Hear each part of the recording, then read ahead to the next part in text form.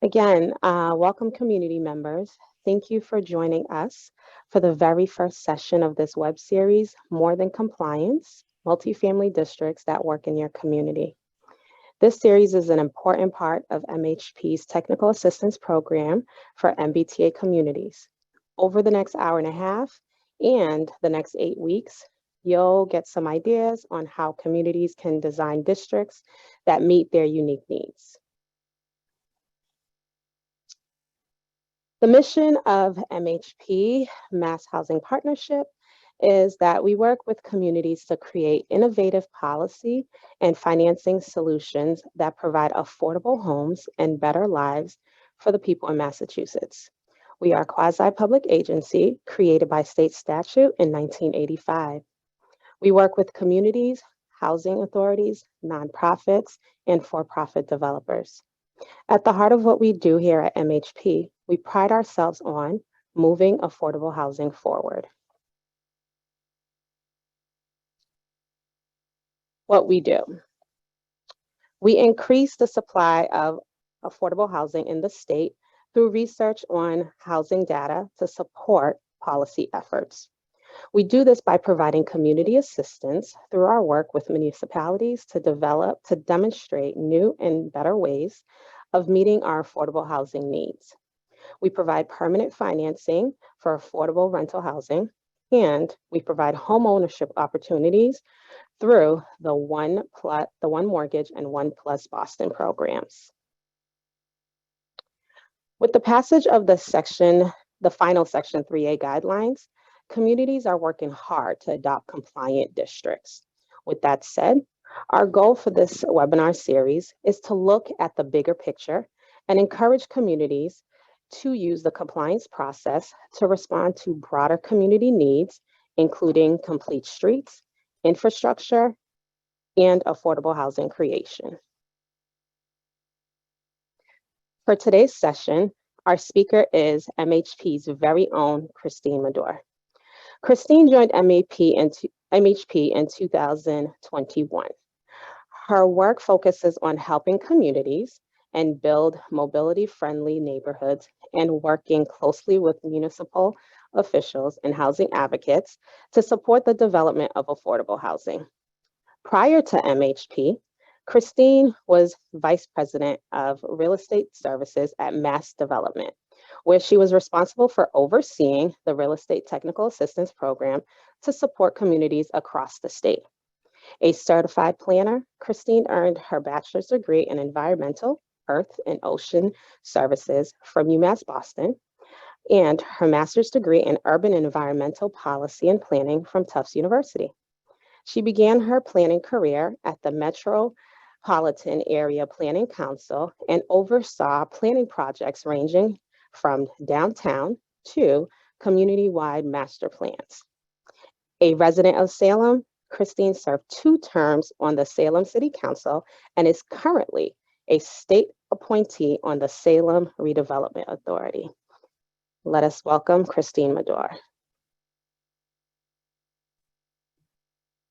Thank you, Claire, for that introduction. Can everybody hear me okay? Right. I'm going to share my screen. Okay. If you have trouble seeing the screen, just maybe Claire or Emma, you can unmute yourself and let me know, but I'm going to assume that we're good to go. Great.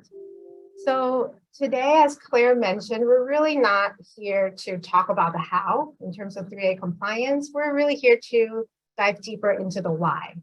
And in that vein, I want to talk about the case for building more complete neighborhoods.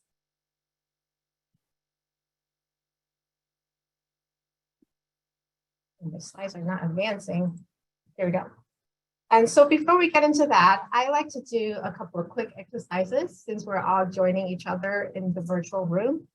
I'd love to see where everyone is joining and logging in from. If you go to the website at the top, pollv.com/cmadore552, CMADORE 552, and Emma has put that link in the chat as well.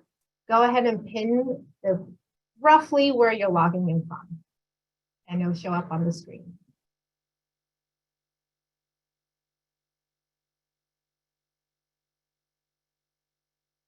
Good.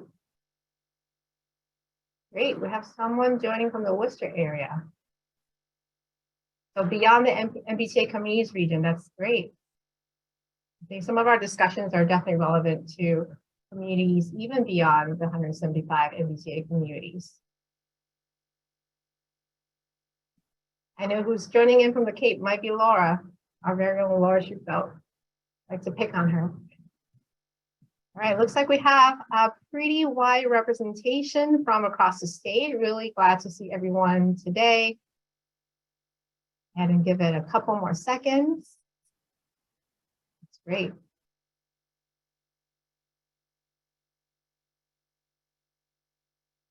Okay, so the next exercise is that we all kind of wear different hats in our role, whether outside of work or inside of work. And we'd love to hear from you how you're joining our space today. What hats are you wearing? What are you thinking about when you're listening to our discussion? You can choose up to 4 options here. You can go back and change your answers, but we'd love to see what kind of representation in terms of roles we have today with us. As expected, a lot of municipal planning and community development staff. And even if you're just curious, you stumbled upon this topic, we welcome you as well. We do have some representation from elected officials, that's great.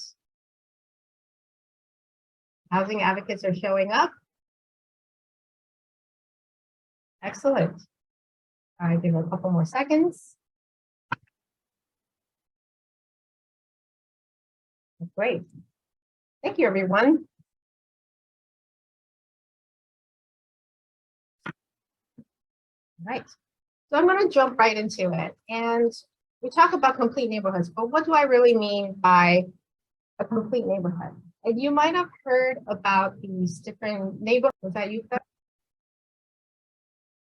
Okay, to complete neighborhoods. And so you might have heard about a 15-minute city that is being popularized in Paris, a city of Paris. And it's really the idea of living in a place where you can meet your daily needs within a 15-minute bike trip or 15-minute walk, or if you need to go beyond the kind of 15-minute city shed, that a transit ride is about 15 minutes away on foot or on bike. And there are other models of the complete neighborhood concept in other cities and countries around the world. Here in Melbourne, they actually call it a 20-minute neighborhood. And then here in Portland, Oregon, they actually centered their plan around the complete neighborhood idea. And the most important element is that having a neighborhood that is built or at a walkable and bikeable scale and meet the needs of people of all ages and abilities. And here at MHP, this work is important to us because we believe that everyone deserves to live in neighborhoods that are rich in jobs, rich in opportunities and housing and amenities, and also a lot of mobility options available to people who live in those neighborhoods, regardless of what their paycheck looks like.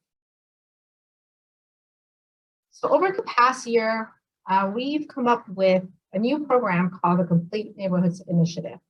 We're committed to supporting the creation and preservation of these walkable, livable neighborhoods through this initiative. And we believe that by reorienting our communities around transit, walking, and biking, we tackle our biggest challenges simultaneously: climate change, transportation, and housing. Living in these neighborhoods reduces car dependency and minimizes our impact on climate, and removing transportation barriers that are often the main obstacle to economic opportunity. And let's be honest, many of our cities and towns right here in the Commonwealth were built for location efficiency way before zoning came around. Without local land use control, cities and town centers were built organically to put things close together so it's easier to get to the things on foot. And today, they evoke a sense of community pride, as you can see in these antique postcards. And these compact, dense places continue to be highly valued by its residents and remain the economic engines of their communities. But many of us today know that these places simply are near impossible to build because of our current zoning codes, or they are just outright illegal to build. But still, our history can teach us a few lessons on how to tackle our current challenges. Today, I want to make the case for building more complete neighborhoods through the lens of these 5 individual but deeply connected issues: climate change, wealth, health, equity, and community. So the EPA issues an annual report on the largest contributors of greenhouse gas emissions in our country. And the latest report shows that how we move and how we build continue to be the biggest contributors to greenhouse gas emissions. And if we're going to be serious about tackling climate change, we really have to curb climate change by reorienting our communities around transit, hiking, and walking. And as David Owen pointed out in his book, Green Metropolis, it's not really about that gas guzzling vehicle that we all drive or sitting in our driveways, but really the built environment, the environment built to induce a car-centric lifestyle.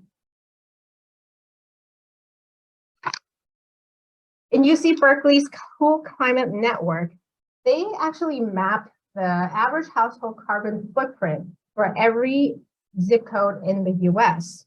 And when you look at the map as a whole in the country, a clear pattern emerges. Places where there are more intensive use of more intensive land use and where people drive less tend to have a smaller carbon footprint. So next, I'm going to try to make the case through wealth. There's no shortage of studies out there that link economic value of places with walkability. In this one, called a Walk-Up, Wake-Up Call, done by Christopher Lineberger and Patrick Lynch of George Washington University School of Business, they assessed 71 urban places in the Metro Boston area and ranked them based on their economic performance. Here you can see the places with higher walk scores, intersection density, and land use intensity are positively associated with higher assessed values.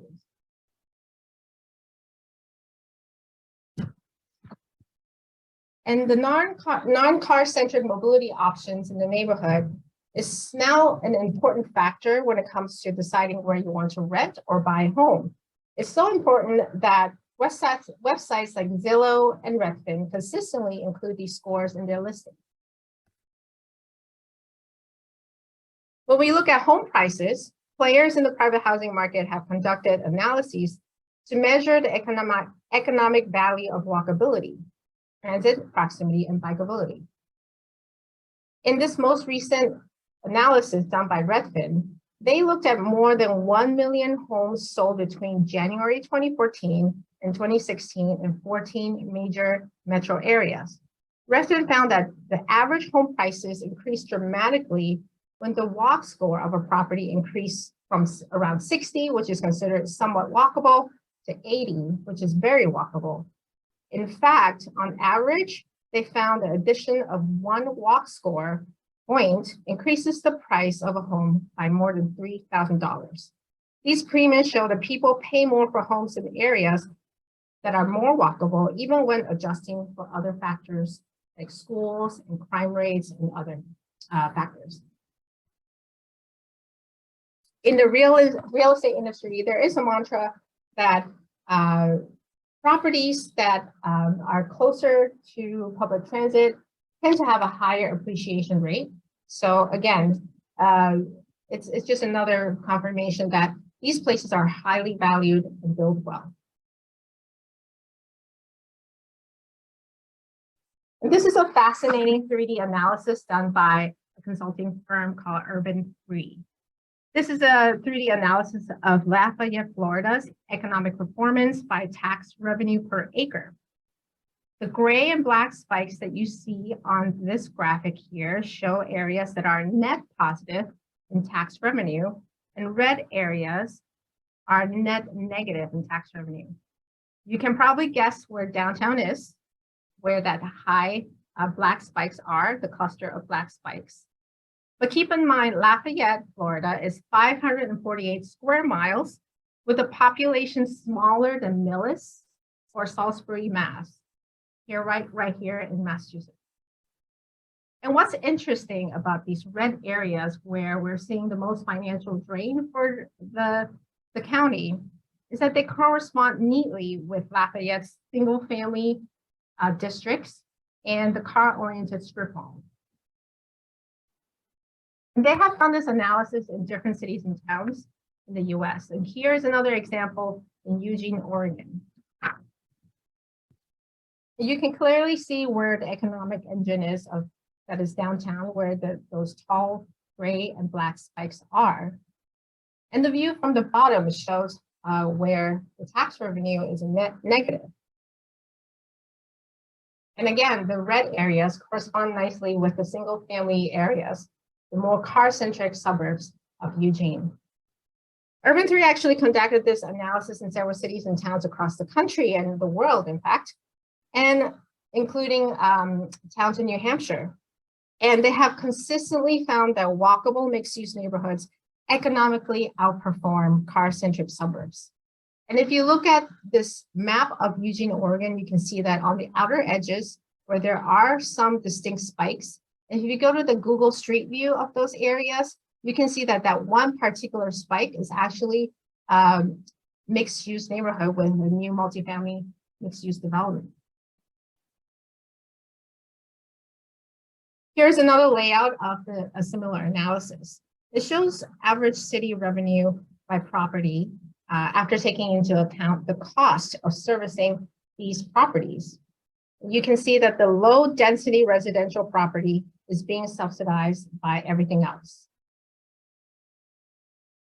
And I put the link of a great video that you should all watch that goes over this analysis in more detail. So making the case through health. And I want to simplify this idea, but if you think about running into a friend, the outcome of running into a friend is very different from running into a car. And so walkable communities really is a matter, sometimes for many people, a matter of life and death. And in America, we are 4 times more likely to die in a car crash compared to Britons, and 3 times more likely than the Dutch or Japanese. We are consistently at the top of this ranking compared to our peer countries that have higher incomes. And unfortunately, motor vehicle crashes have always been very high as a leading cause of death for children and adolescents. And recently, it's only second to firearm-related injuries.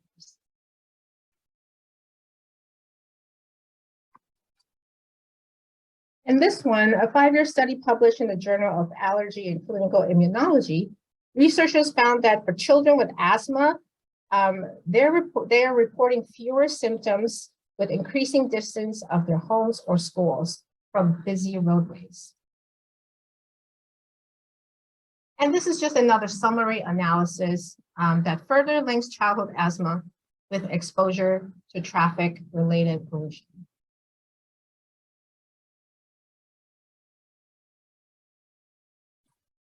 And more on health and our community design.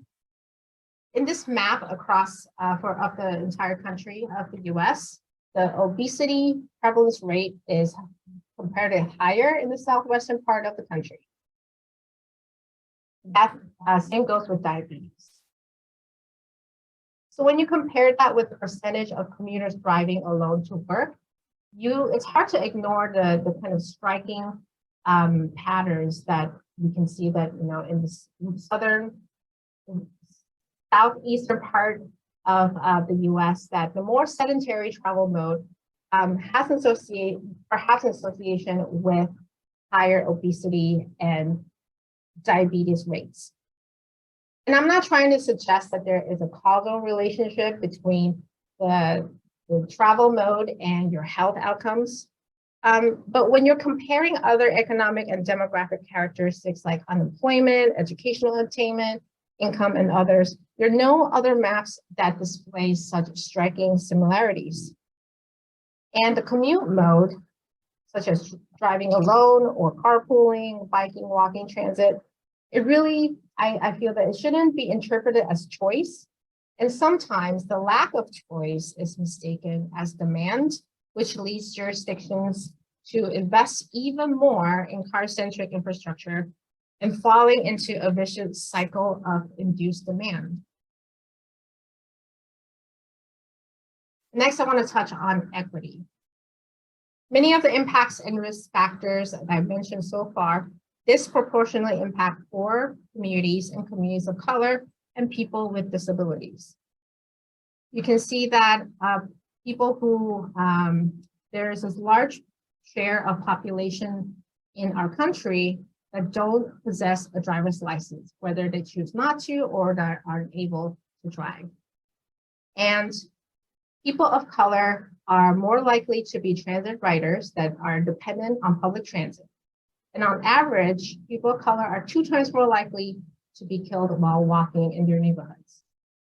And even though low-income neighborhoods account for 17% of our population, about a third of pedestrian deaths occur in low-income neighborhoods. And so when we make improvements to our public infrastructure to support more active transportation modes and mobility-oriented neighborhoods, these improvements actually disproportionately help people with disabilities. So when we make improvements for people with disabilities to make it more accessible, all of us benefit.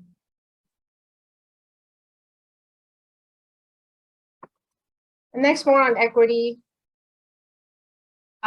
When the National Association of Realtors did their 2020 Community and Transportation Preference Survey, they found that persistently, Americans of all ages, of all abilities, from all households, have a substantial demand for walkable neighborhoods. But even though these neighborhoods are in high demand, they are limited in availability. And these walkable neighborhoods prolong autonomy for independence for children and older adults.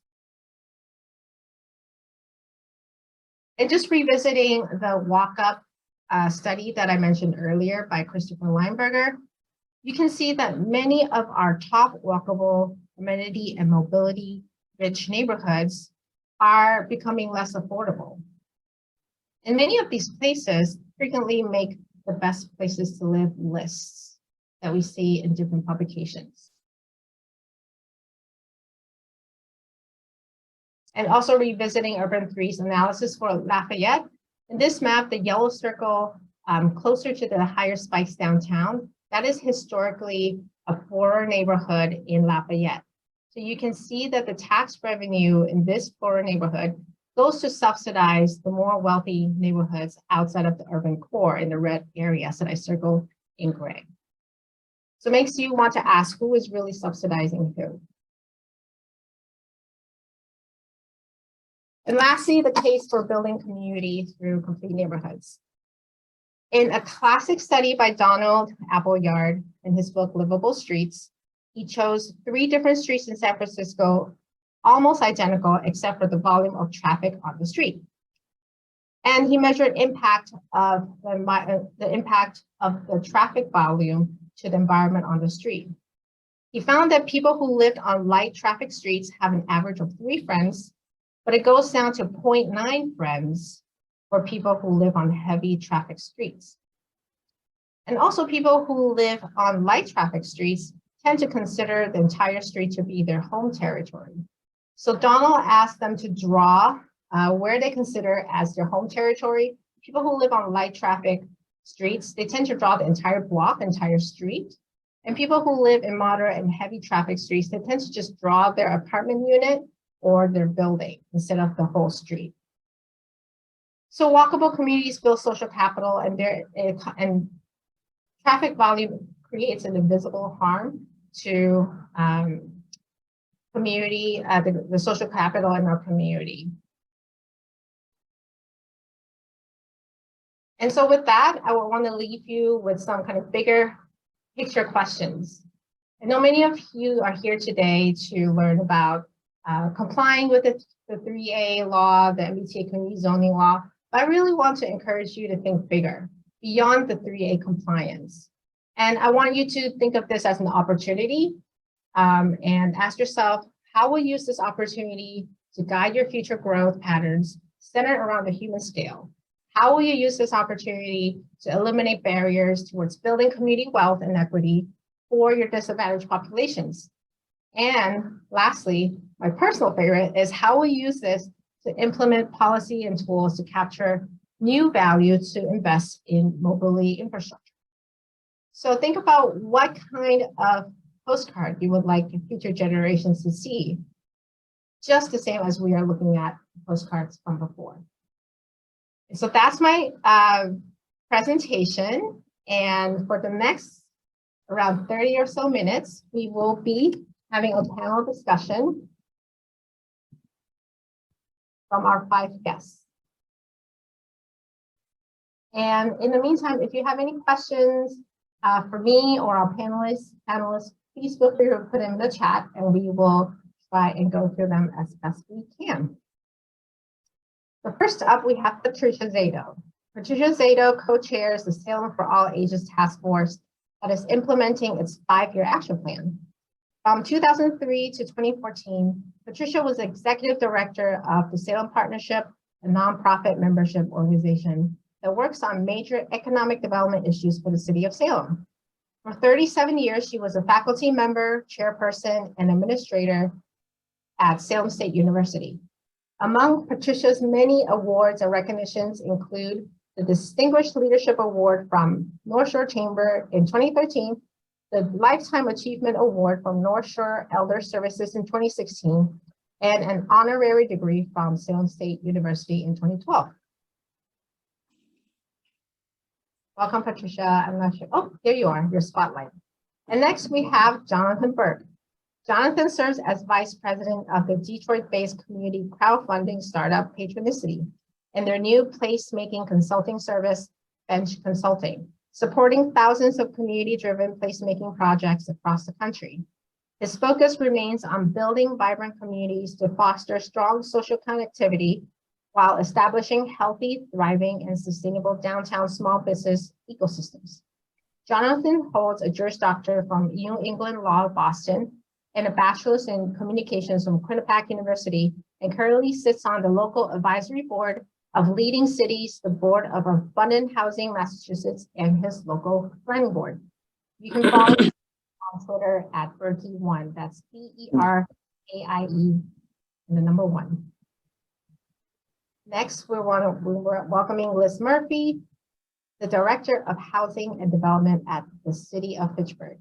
Liz is a graduate of Fitchburg State University and has been working for the City of Fitchburg's community development and planning development for 16 years, and in the housing field for over 20 years.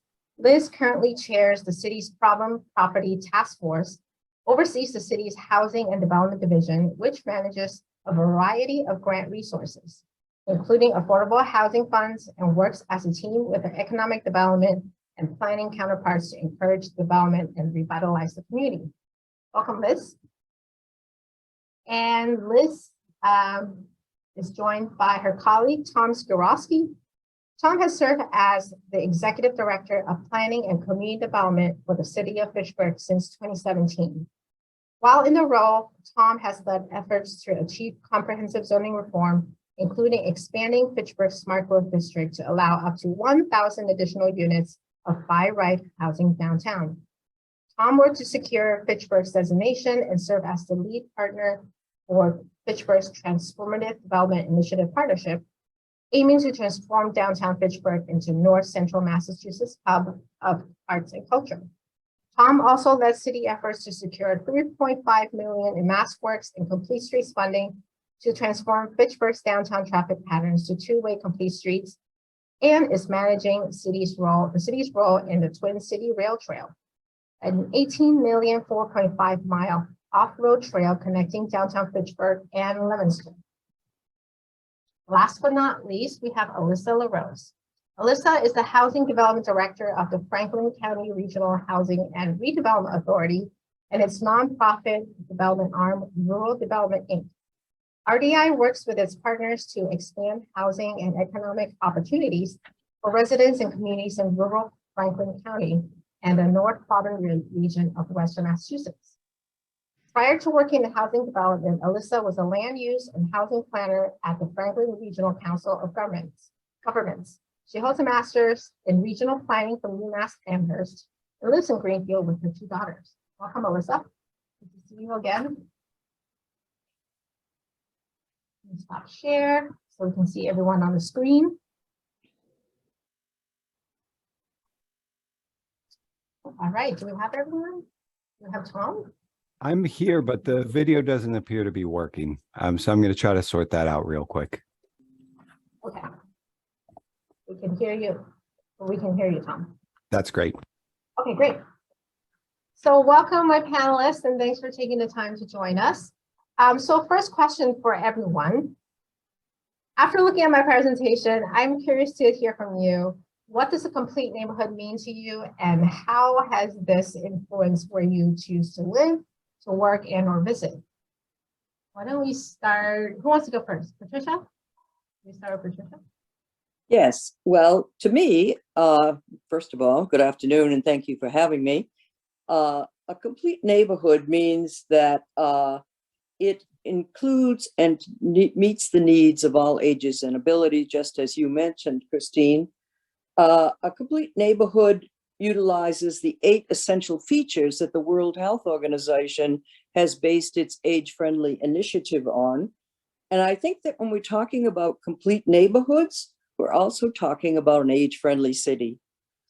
In terms of influencing me, I have a very personal experience in that I decided that I needed to downsize from that huge house that I lived in and move to a, hopefully, 6-room condo.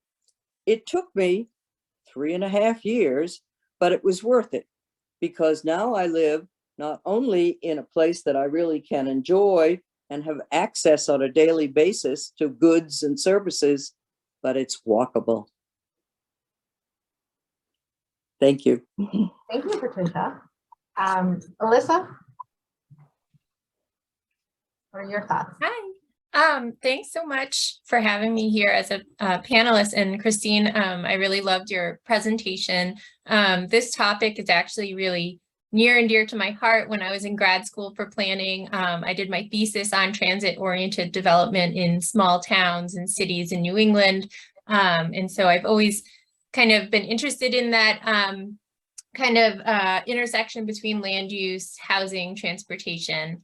And so for me, yeah, definitely the age-friendly aspect. I have young kids, and so living in a place where it's not incredibly stressful to walk down the street with my children is a huge valuable thing to me. I grew up in kind of a small town that was kind of a bedroom community spread out, didn't really have options to get around other than a vehicle. Ended up living in a lot of different types of communities over the years, including suburban sprawling areas, and ended up living in Somerville for some time and learning the value of being able to walk and bike and take the bus.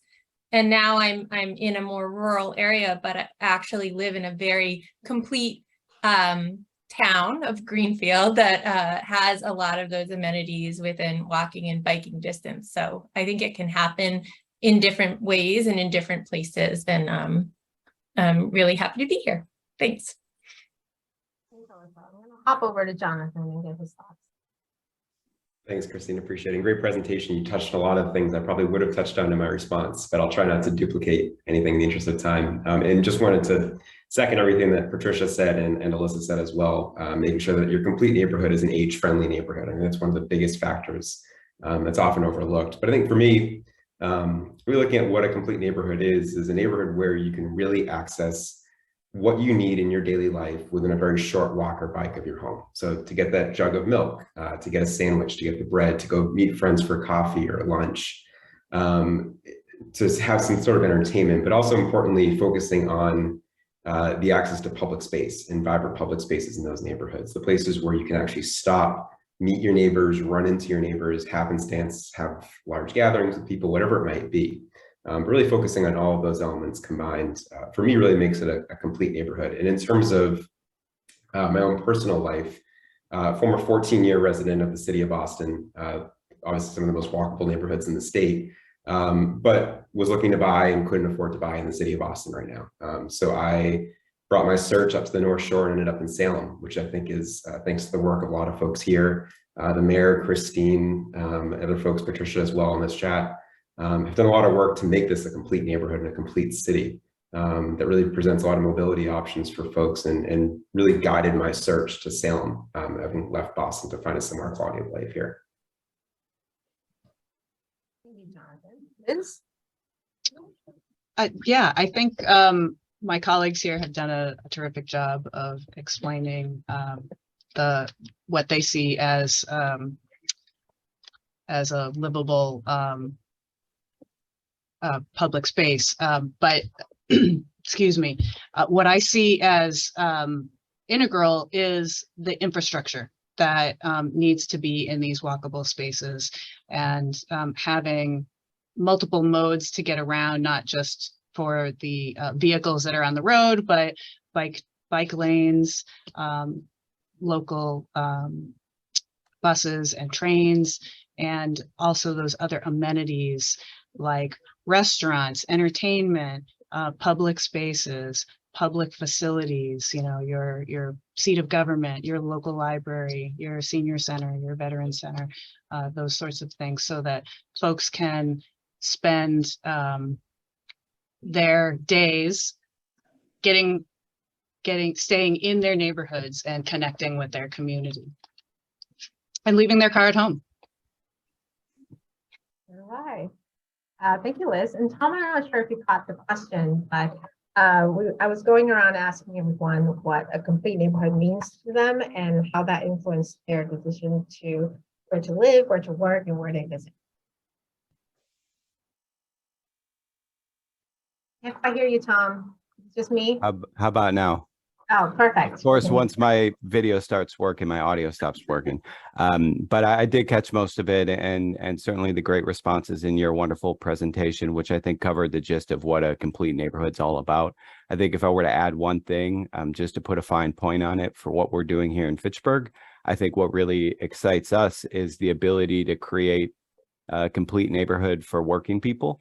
And a lot of the talk about walkability and creating these amenity centers, it's often synonymous with an enclave for the wealthy. And I think what we're trying to do here is really build a complete neighborhood that, you know, works across all age spectrums, income streams, and is really an inclusive place for all.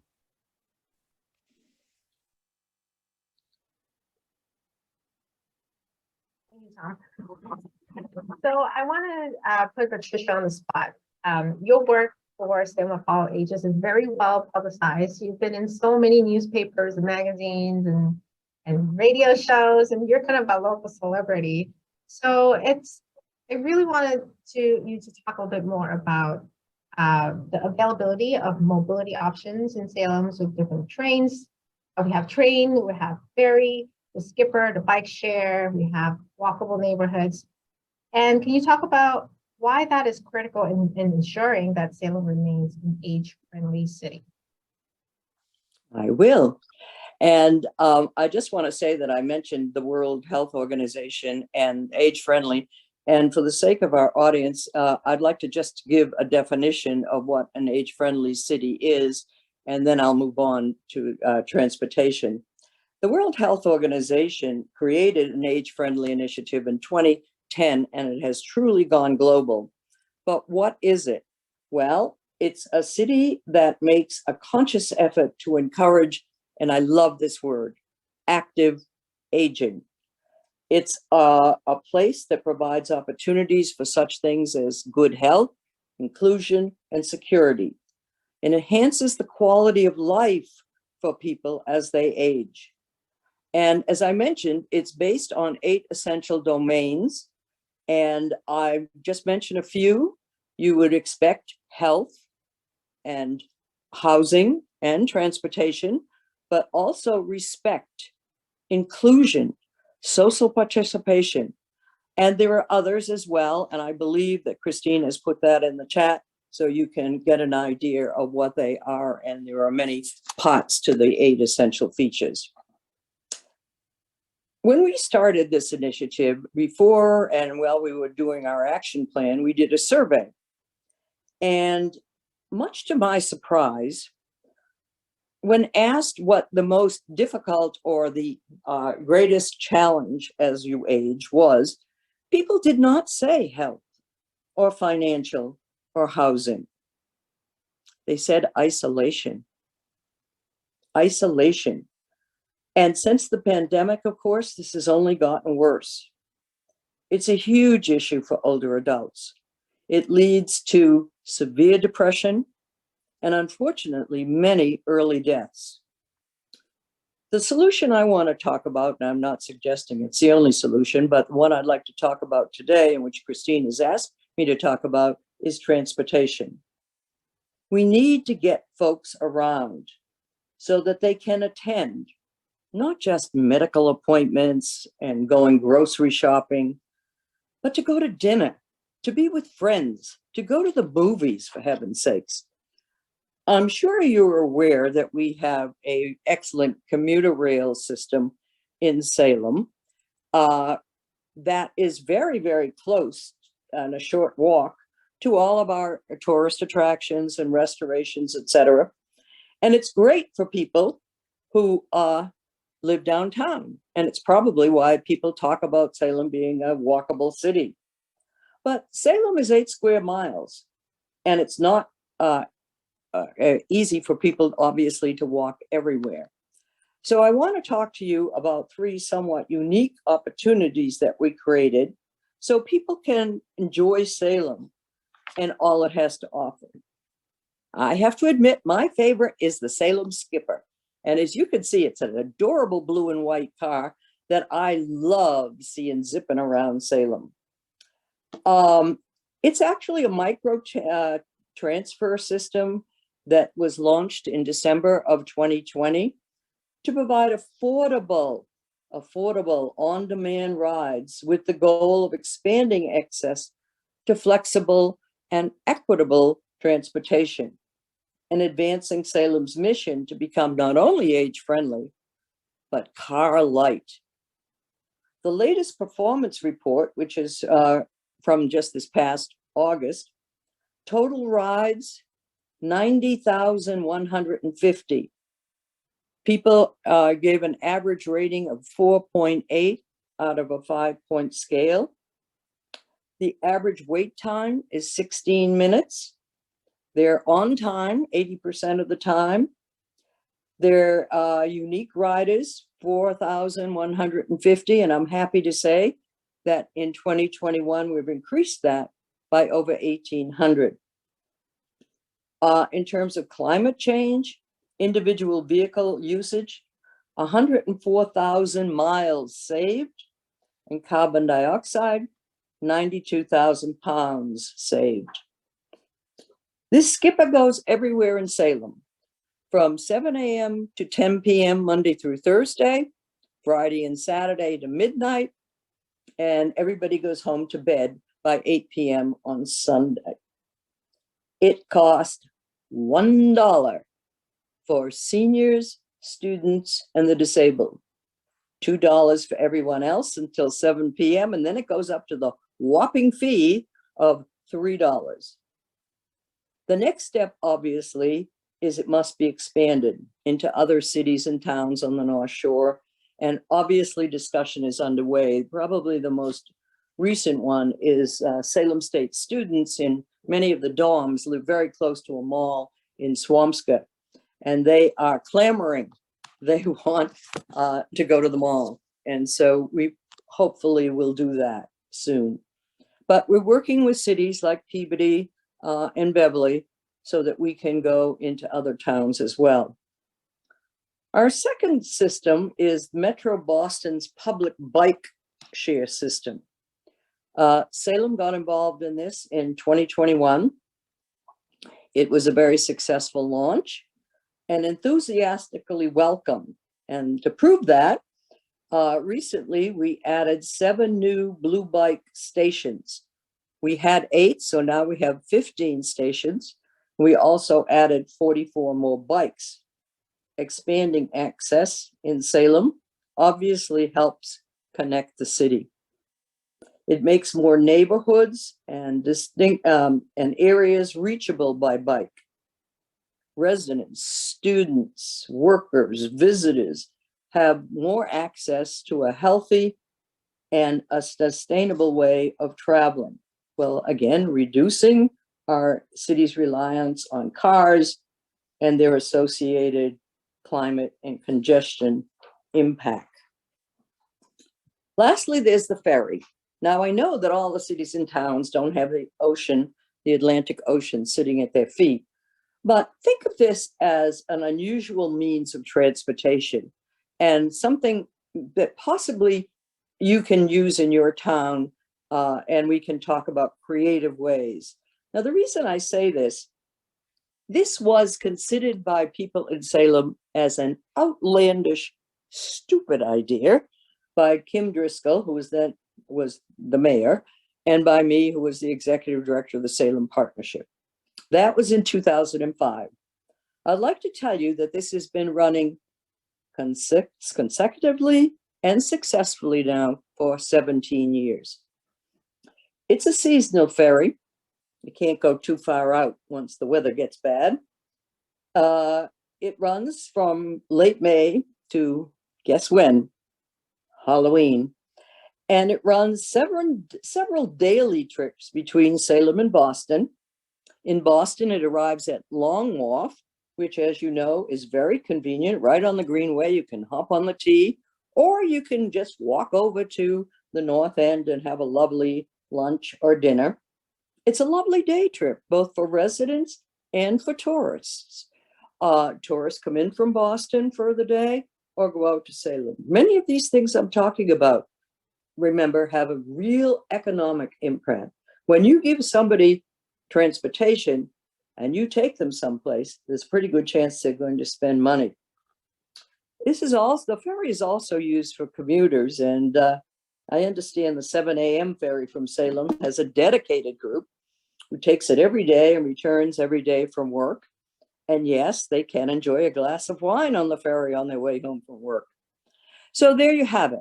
We have the Salem Skipper, we have the ferry, and we have bikes. And thank you for listening. Thank you, Patricia. I've been a beneficiary of the glass of wine on the ferry many times myself. And really nice way to end the day after a long day at work. So definitely see the benefit, and hope and wish that all communities can have that kind of option. So thank you for that detailed response. Really love to hear it from your direct experience being part of playing a key role in making many of these things happen in Salem. So I'm going to move to Alyssa. So one of the questions that we got from one of our audience members, I think it was Allison, she asked, in many of the communities in Massachusetts, the idea of complete neighborhoods don't really exist, or there's no real kind of infrastructure or kind of starting framework for them to build a complete neighborhood. And this is why I invited Alyssa. So there are 6 communities in Franklin County that MHP has selected to be part of our Complete Neighborhoods Partnership Program. They are receiving a budget of $250,000 over 30 months to help them build these complete neighborhoods in their region. So I wanted to ask Alyssa to talk a little bit more about what you see are some of the biggest challenges in terms of housing and transportation in Franklin County, and why that led you to lead the application efforts for Complete Neighborhoods Partnership. And this, despite not being an MBTA community in your region, can you talk about the importance of creating more mixed-use walkable neighborhoods, especially around the transit nodes served by the Franklin Region Transit Authority? Thanks, Christine. Right. So I represent a region that is not served by the MBTA. It's kind of a running joke amongst some of us when someone's coming out from Boston for a meeting or something, they'll say like, oh, what commuter line are you on? And we're like, yeah, that doesn't exist here. But just to give you some context, we have a population in Franklin County of roughly 70,000 people spread out over 26 municipalities and 725 square miles. So that equates to about 97 people per square mile. If you look at other communities in Massachusetts, for instance, Haverhill, Malden, and Waltham all have roughly the same population, and their densities are between 2,000 to over 13,000 people per square mile. So right there, we have a geographic challenge when it comes to certainly providing transportation services. And so that's just to give you kind of the broader context. We actually, as a region, historically, were set up in a way. So a lot of our villages and then some of our larger communities that became manufacturing centers absolutely grew up as mixed use kind of centers based on walking. Even the river at a time played a role for where certain kind of neighborhoods popped up, and then certainly rail at a time. But that transportation infrastructure is now gone. We don't have good rail service. We're trying to get it back. We've made some progress there, and we do have a bus service that serves the region. But so we have the shell actually in a lot of places. But we've struggled over the years. We have very low wages in the county. We have amongst the lowest wages in all Massachusetts counties. We never really recovered from the Great Recession.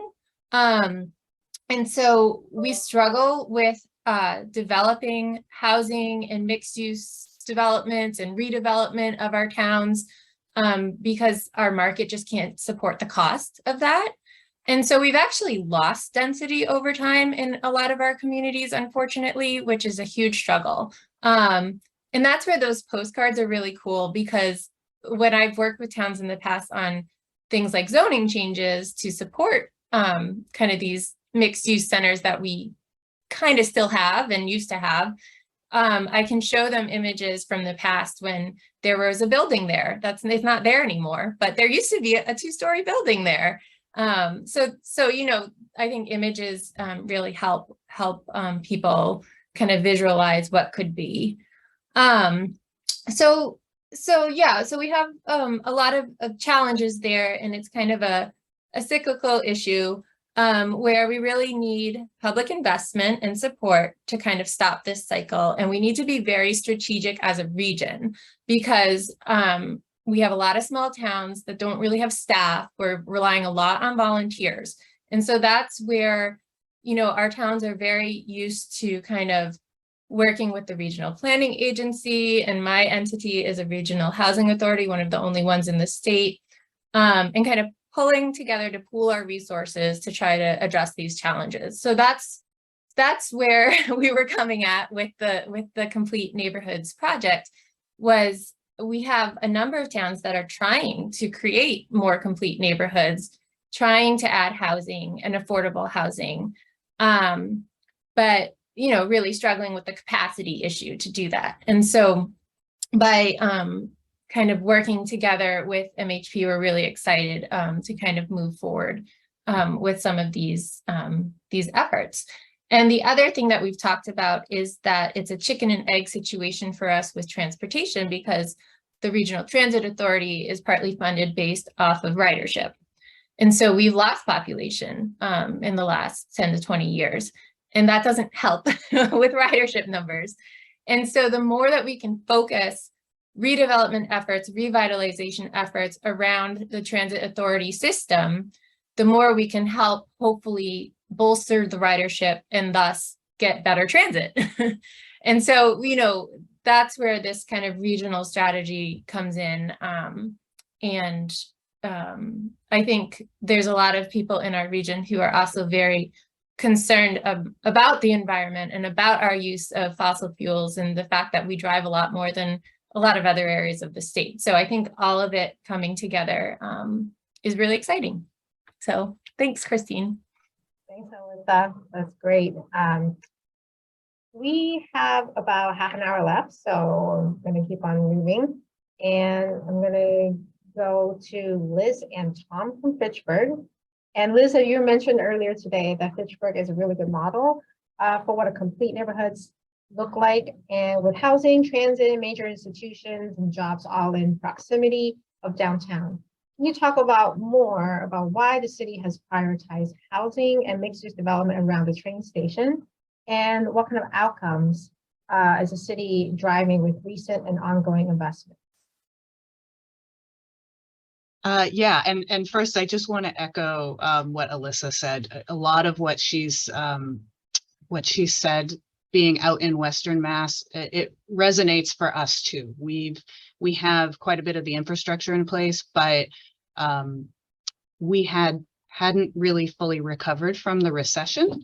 It took us much longer, and we are still in a situation, although it is changing, where we're seeing that return on investment from the cost of developing housing isn't quite there to always do the market rate housing.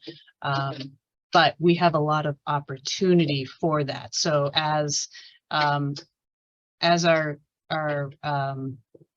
environment is changing, our economics are starting to change. Hopefully that is also going to change, and now the investors will get a better return. And knowing that there's public support for additional housing makes a huge difference. But as far as Fitchburg goes, we're actually really lucky. We have a Main Street that's almost a mile long, and right in that downtown, we have an intermodal station that has a parking garage, a commuter rail that goes to Boston. We're like the second to the last stop from Boston, and a bus station. And we have Fitchburg State University right around the corner from us. And as a matter of fact, a lot of the students will park in the parking garage and then walk up to the university from there, the commuters anyway. We have our library, our city hall, our senior center, right in our historical society, right in downtown, and our federal building. So folks can go to the post office and go to Social Security if they need to. That's all right there. We have a number of churches, restaurants, other amenities, retail, entertainment, all right downtown, and public spaces. We have a couple of public parks. We have banks. We have a rail trail that is not quite ending in downtown, but we'll get there eventually. And right around the corner, we have a market basket. So we have a lot of the pieces to have really a complete neighborhood. But what we also have is many vacant upper story spaces in our downtown buildings. So this is the perfect opportunity, and I think the perfect timing to take some of those those vacant spaces and convert them into housing. And anecdotally, the property owners that have done that on their own in the last few years have waiting lists for those apartments. They rented them up right away. It wasn't for, there's the demand is there. We are just challenged in meeting that demand at this point. And I think this program is wonderful. It's going to help us meet that demand. We've also, as a municipality, taken the initiative to further take our infrastructure in different directions to make us more of a complete street.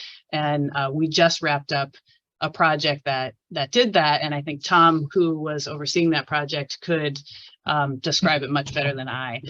So I'm going to pass it off to Tom to describe that complete streets project and the impact. Yeah, so we have been working since 2017 to just completely reshift our downtown spine, which we call Main Street and Boulder Drive. And with the help of a Mass Works grant, a Complete Streets grant, and then a Shared Streets and Spaces grant as well.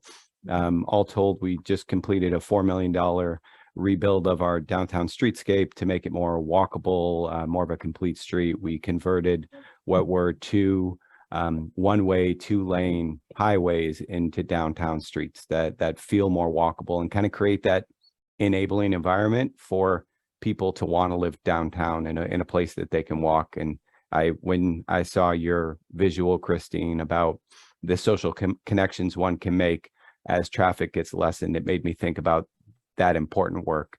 And, you know, ultimately Fitchburg, for decades, we kind of turned our back on downtown, you know, both from a streetscapes perspective, but also within our zoning. We created prohibitively difficult parking regulations and density requirements that made it really tough to develop housing. So along with the complete streets work on the ground, we removed a lot of parking requirements altogether for properties of 6 units or less, and allowed those properties to have by right housing development. And then for everything above that, we just made it quite a bit easier. And as part of our smart growth zone, had reduced parking requirements. And at the end of the day, all of this has started to generate new housing units being permitted and some being built. But, you know, to Alyssa and Liz's point, the supply side challenges have made it really difficult. And I think it's unique in a place like Fitchburg, where we have this strong local demand from our political establishment, from folks in the community to build housing, where a lot of communities in the Commonwealth might be turning it away.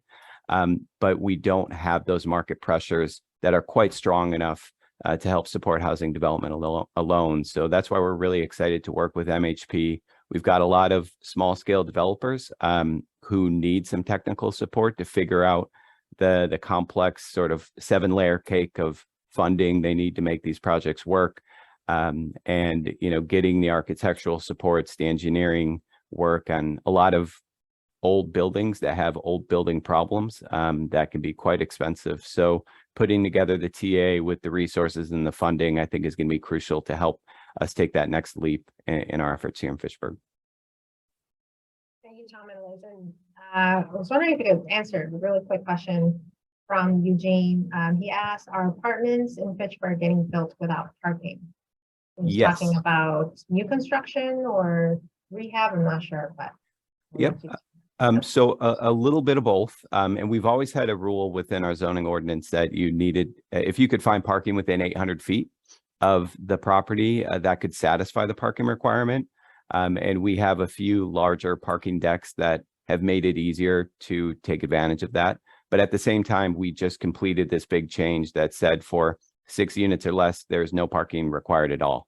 And, you know, that brought a lot of initial kind of fear and consternation among some as what's going to happen. But, you know, I always say, show me a downtown with a parking problem, and I'll show you a successful, thriving downtown. And I think we've got plenty of parking, too much concrete. I mean, you could see right behind me, I've got a bunch of parking, and I'm right here in the heart of the downtown. So, you know, we feel like those decisions are best made by the developers, and, you know, they're creating ultimately a product that they want to be marketable to the community. And I think they generally do their homework and make sure they can find parking in the right spots. And if they don't, that they're building the right typology that is marketable with or without parking. Great, thank you, Tom. So a few of you have touched on building community support, and I think that's the perfect segue to Jonathan. So Jonathan, as an advocate of complete neighborhoods, you do have quite a bit following on social media. And can you talk about some productive ways that you have worked to help us navigate these sometimes very challenging and contentious conversations, especially around building more walkable neighborhoods? And I think Allison had pointed out in her question that she lives and works in MBTA, two MBTA communities. And how do you actually start to change minds or start to maybe steer people away from the kind of car-centric neighborhoods? It's a great question. I did some thinking on it. And I think every community is going to be very different. I think every community has a different level of support, a different level of opposition to this, to change. I mean, inherently in this region, I think we do kind of fear change a lot, whether it's good or bad. We just have a sort of initial apprehension to things that are a bit different than what we know, even if it could make our lives and our communities a lot better. So I think trying to sort of massage things and massage the messaging is interesting. A lot of the opposition, I think, that you hear to the ideas of complete neighborhoods are obviously around the issues, well, adding more people to our downtown means more traffic, or adding more housing means that it's going to make it more difficult for me to find parking. And I think to Tom's point, you don't have a vibrant downtown if you have a ton of empty parking spaces and a lot of parking. I think a lot of communities in New England have less of a parking problem and more of a parking perception problem. There is ample parking, it's close by. People may have to walk a little bit to get there, but the experience downtown is better if you shift that park a little bit away. In terms of the whole idea of complete neighborhoods, I have some notes and I may jump around a little bit. To the first question, I think I want to touch on this from Allison's comment too. A lot of communities that don't have downtowns, that are very single family housing oriented and exclusively single family housing focused in their communities, you present an issue for your existing population where, as folks age and they want to age in their communities, there's no options for them to do that beyond a single family home. You also present an opportunity that you present a barrier to people actually entering those communities as well. If folks aren't able to move out of those homes, who's coming in to buy those homes? Your population may be getting older and aging. Having that ability to have housing choices and housing options and housing varieties in your community makes for a stronger community. And I know it's a harder sell in some places than others, but all of the research shows, all of the data shows that having those housing choices, having those housing options in your community is going to inevitably make your community a stronger, more financially stable, healthier, more connected community for the long term. And it will benefit folks locally who live there as well. Just want to make sure I get a number of other points that I had on my list here. The idea of adding more housing and more people into the downtown will increase traffic. One you hear a lot, oftentimes it's even said after you've done 3 or 4 traffic studies on a new development, people still think they know it's going to bring traffic. Most of our trips, if you look at the data around like trip distances in this region, I think about 1/4 to 1/2 of our journeys are under 3 miles. A lot of that could be done by bike, by walk, by bus, but it can't be for most communities, even if it's a mile to go get groceries, because there's no good infrastructure to get there by walking or by biking. So by building these complete neighborhoods and allowing more of those new neighbors to not just be in a development that's very car-centric and car-oriented, but encouraging more mixed-use multifamily development in these communities, you're actually disincentivizing some of those trips. And like I said, if you can get half of the trips and the daily journeys that are done in Massachusetts to be by foot instead of by car, and you're taking those cars off the road as opposed to having those folks build multifamily housing out in the corners of your communities or having folks move to single family homes even further away, you're just incentivizing more vehicle journeys within your communities. Apologies, I'm jumping around. There's a lot of different points I want to touch on. Christine's question got me thinking a lot last night. There's also the benefit of supporting your local communities and local small businesses and your local economies. A lot of communities that we work with in Massachusetts, across the Northeast, across the country, always tell us that we used to have a vibrant downtown. Now folks drive to the shopping mall and downtown's empty and all of the disposable income is spent outside of our borders. That's a missed opportunity to recoup some tax revenue from the town. It's also a missed opportunity to support a thriving small business community that not just gives people an opportunity to start a business, but also gives people an opportunity to get jobs and employed within a community. So looking at the opportunities as we're taking this chance with the MBTA communities legislation to not just get more housing, but also to say, what do we want our communities to be like in the next 5, 10, 15, 20, 50 years? And who do we want to be when we grow up, and kind of where do we want to see ourselves in the future? Thank you, Jonathan. And I'm going to invite all of the panelists to answer the same questions. Feel free to just jump in. Some of the ways that you found have been productive or successful in reframing the conversation rather than kind of dwelling on the parking and traffic issues that sometimes just dominate these conversations. What are some ways that you have found takes you a positive direction when you're talking about these issues? In Fitchburg, we had two really important moments in the last 5 years that I think started to help change perceptions. And one of them was we worked with Smart Growth America, a national nonprofit that they did an analysis of our tax parcels throughout the city, sort of like the 3D map that you had shown before, Christine. And, you know, a lot of the perception issues that we often had in thinking of our denser areas of you know, our downtown specifically is why are we always continuously subsidizing our downtown and putting all this attention downtown? And actually the converse was true, right?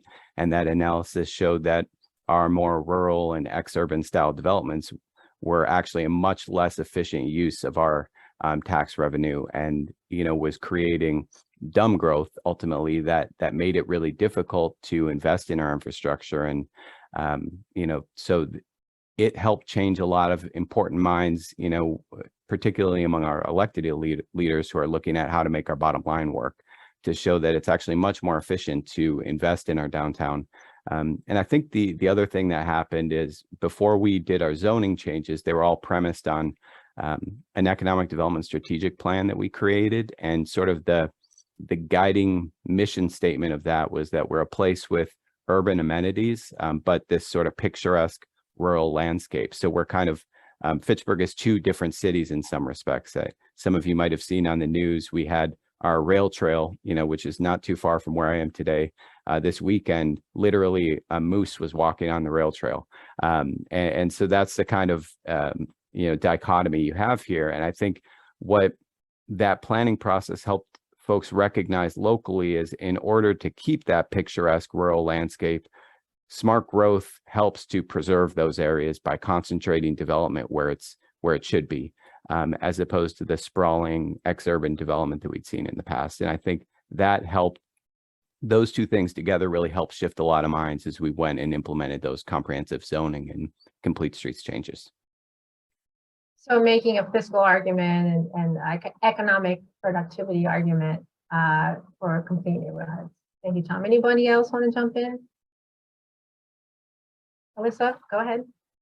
Yeah, I just wanted to second that, also the environmental argument, because I live in a rural area and that's something we're very proud of. I think there's been a shift over time from a growth management perspective, where I've been in meetings of both open space committees as well as, you know, housing committees, and I've heard both sides.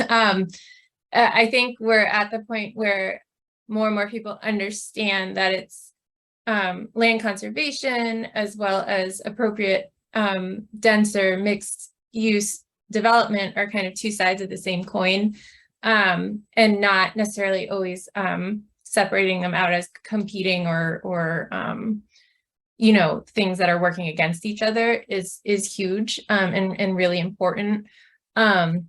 And one of the things that really warmed my heart just a few years ago, a former executive director of one of our regional land conservation trusts that has done a ton of great work to preserve open space, put an op-ed in the paper supporting you know, denser infill mixed use development in our villages and downtowns. And it was just really cool to see someone who's spent her life working on protecting open space and environmental areas to come out in support of that. So I think that's great. Really strong argument. Patricia, do you want to jump in? Can you hear me, Patricia? Any thoughts? I'm try and you're muted, Patricia. Okay, is that better? I can hear you. I think the two issues are perception and education. The perception is quite interested in Salem. Sometimes I think I live in a different city than some people because I can always find a parking space, okay? And the perception is, okay, it's terrible at Halloween. Well, adjust. You can adjust by moving. You can adjust by enjoying Halloween and go food shopping at 7 a.m. we need to educate people about facts. And we need to ask them where they park when they go to malls. They park a huge distance away many times and never think a thing of it. But if they have to walk 50 feet in Salem, it's a disaster. So it's got to be a change in perception and education. Jonathan, go ahead. I was just going to say, to Patricia's point, I use a slide in presentations all the time that has a picture of the same walking distance from their parking spot to the center of the mall versus that same distance on a main street. And people are always shocked at how far outside of that core of the main street that distance would take them. So it is very much, when I say it's a parking perception problem, a lot of times it is a parking perception problem. Obviously, you have issues of folks who are mobility impaired, and I think you can address that with more handicap spaces and more options there. But to Tom's point before, if you create a neighborhood, you create a downtown that people actually want to live in and want to visit and want to come back to, they'll find a parking space. They'll find a way to get there. They'll find a Salem skipper. They'll find a ferry. They'll find a train. They'll find a way to get there if it's a good experience and a good place to be. But that's what tourists do from everywhere in the world. They do all the things you just said. But somebody who lives 10 minutes away from downtown finds it very, very difficult to find a parking space. I grew up in the suburbs and I lived in the city for 14 years. When I was growing up, walking a mile to the store was insane to me. After spending a few years living in the city, walking a mile is a quick jaunt down the street. I do 3 miles walking. So it is, you're right. It's all about perception. It's all about your lived environment and your lived experience. Yeah, I think the emphasis of making it effortless for people to make these choices by having a lot of options available is really key to making these types of neighborhoods successful, big neighborhoods. We have about 10 minutes left. If anyone has any questions, please feel free to put them in the chat. There is one question that came up earlier about from Sharon about how does a complete neighborhood or complete community intersect with light manufacturing and industrial parks?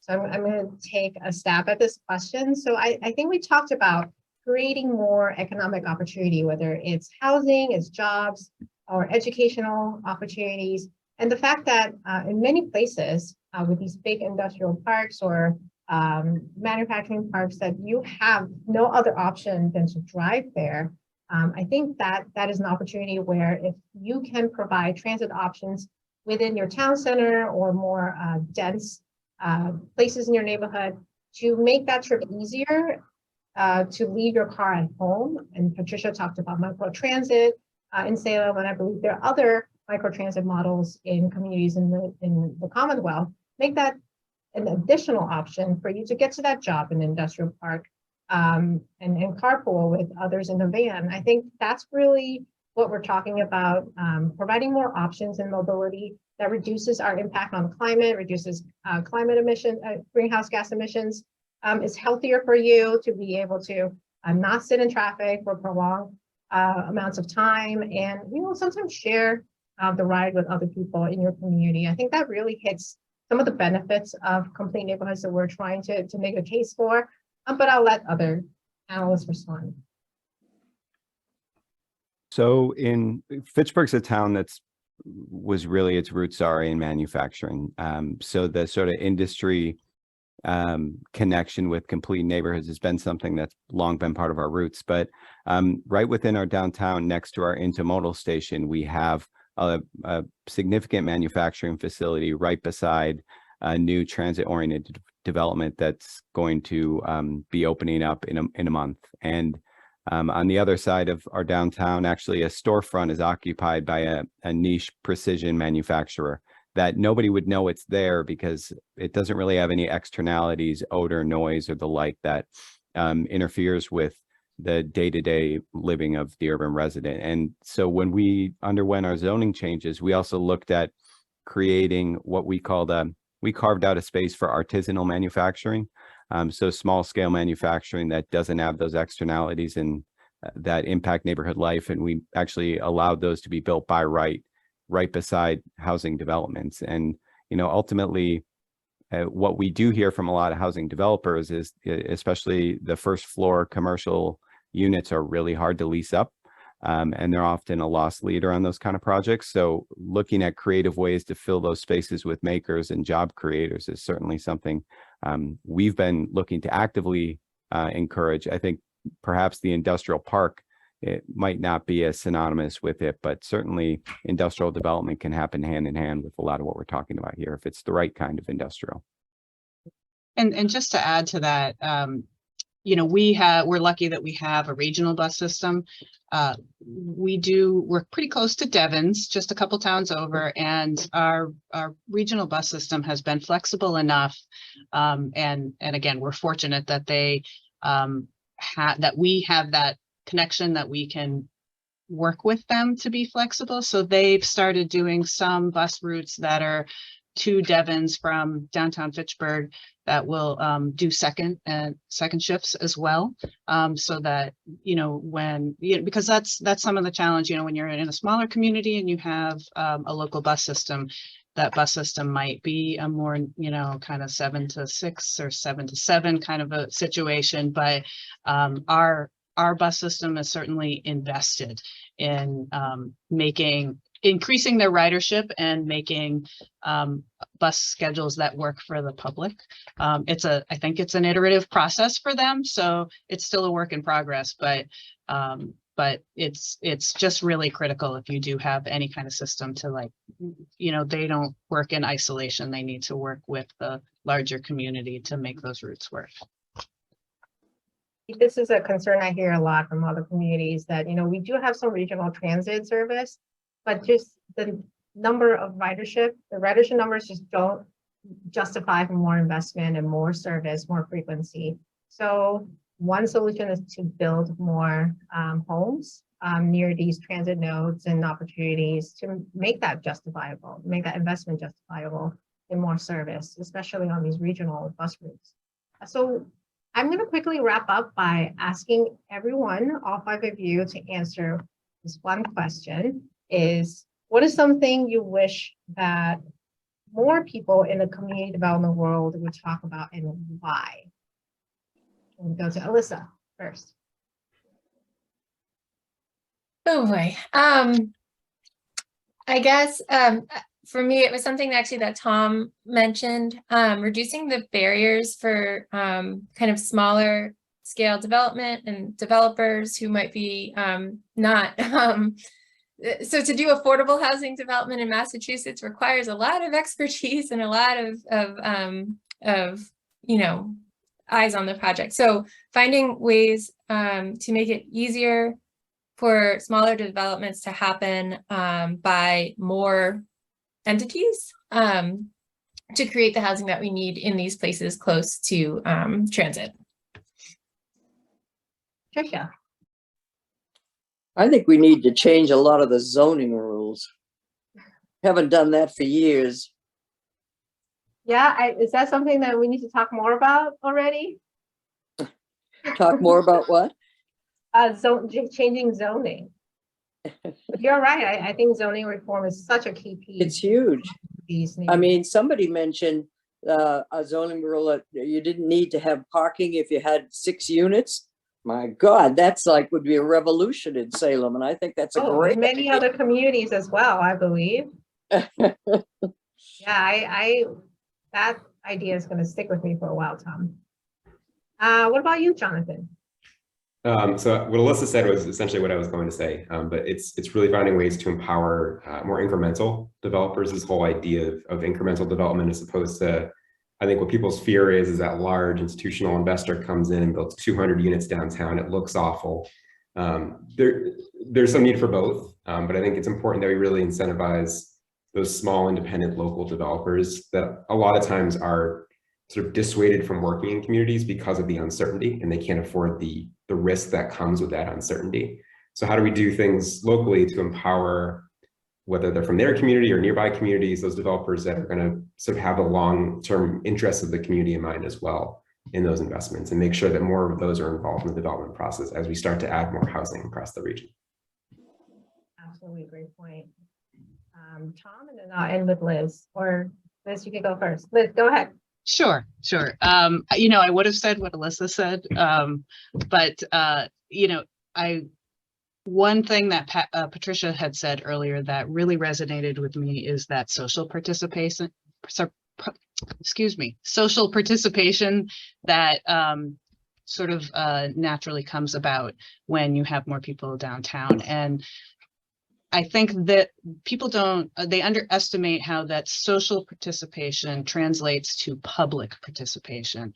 This is completely anecdotal on my part, but I've noticed that the folks that I see in downtown social settings a lot, in public spaces, in public activities, in entertainment, they're the same people that I'm more likely to see in public spaces, engaged with the community, engaged with the government. So I think there's a connection there. And we underestimate that just bringing people downtown and into those complete neighborhoods will translate to just a more engaged community in general. You might be shocked to hear this, but Alyssa took my answer too. So I guess to build off of it just a little bit, we talk a lot about the affordability crisis in the Commonwealth, and it's really important. And I think that does deserve to be front and center in our minds when we talk about housing. I will say, though, sometimes just the talk about production across the board gets neglected. And, I think that's something I wish people would talk about more, that just sheer increases in production will lower prices across the board. Because we've got towns like Fitchburg that want to build, that have regulatory bodies that are supportive of housing development, but without that additional push, we can't make it happen. And I think we've got to use every tool in our toolbox to meet this housing crisis. Thank you, Tom, and thank you again to all of my panelists. You guys, really great discussion. I'm so glad that you were able to join us today. I'm going to hand it over to Claire to wrap us up.